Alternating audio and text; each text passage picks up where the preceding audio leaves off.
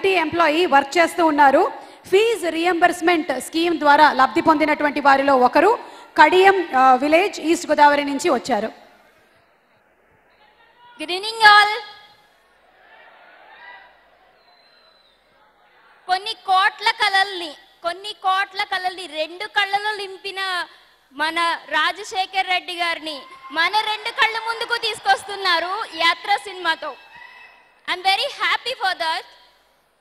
After this movie really so Mammootty if walks in Andhra he'll be called as Rajanna definitely.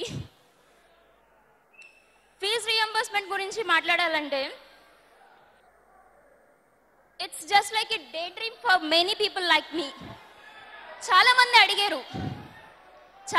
అడిగారు నన్ను, ఒక్క అమ్మాయివి ఇంత దూరం ఎలా వచ్చావని. అది కాదా మనకి వైఎస్ఆర్ ఇచ్చిన ధైర్యం.